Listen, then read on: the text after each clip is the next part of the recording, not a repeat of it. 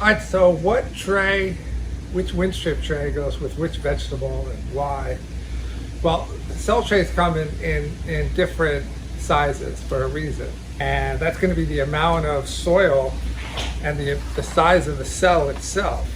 So the biggest is, let's say, a 50, right? So this is a 50 cell. So you can see the size of the, right, compared to, let's say, a 128. This is a much smaller, right? So you can see there's a stark difference between the two. Right, so this is a cucumber and a 50, which is pretty much the largest in the wind strip range.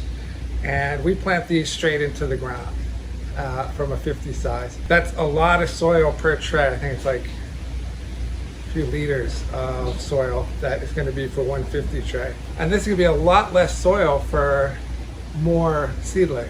And so you're going to save a lot on soil by using the smaller tray. You save on space. If you're using heat mats, you save on space. But it doesn't mean you'd want to do a cucumber in a small tray to save on space, right? So the reasons you want to do it is based on what it is, right? A cucumber gets huge quickly. This is going to fill out the cell and just, I mean, this has been on the table maybe 3 or 4 weeks. That's it. And so if we put it in a small tray like this, it would outgrow it within days. This is time. And it hasn't even outgrown it yet. It's just sitting here waiting to go in the ground, but it's been in this for a few months, maybe 3 months it's been in this this tray. So it hasn't overgrown it quickly.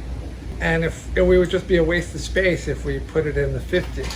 And then in between those two is a 72. And the 72 is going to be, you know, right in between those two. This one isn't quite ready, but these are peppers. And a great, you know, peppers are a good thing if you're going to pop them on in a 72. We do celery, celeriac, we do parsley, all in a 72. Right, so here you have the different sizes, right next to each other. You can see the dramatic difference between them. Right, so it's about matching it to the correct one. And on the wind strip page in Neversink Farm Tools, there's a little chart that just goes through, you know, the most common vegetables and which trays I put them in.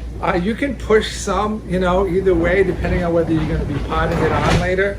So you can use a very tight tray like a 128, right? Here, this is a 128. You can see how tight that is.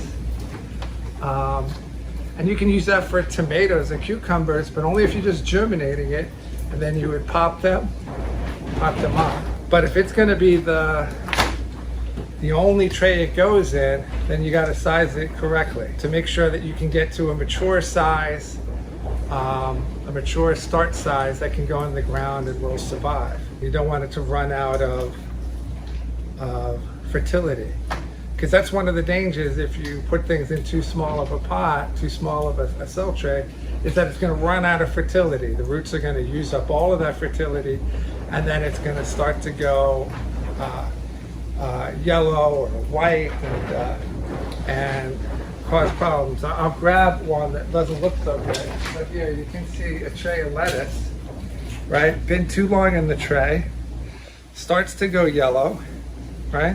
And if you wanted to grow lettuce longer in a tray, rather than feeding the tray, it's better to just use a bigger tray. So this is a 128. It's better just to use a 72 if you want to keep it in a tray longer, if you like to plant bigger lettuce.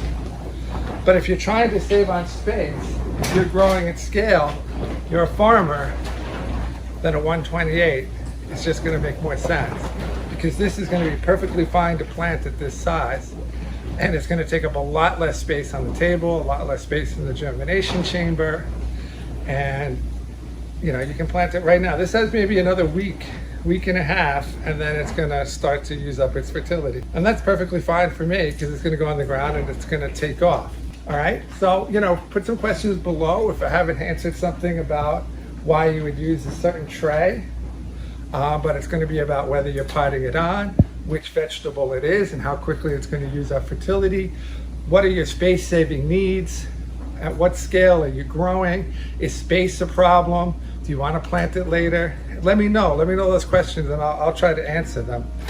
All right, so thanks for watching.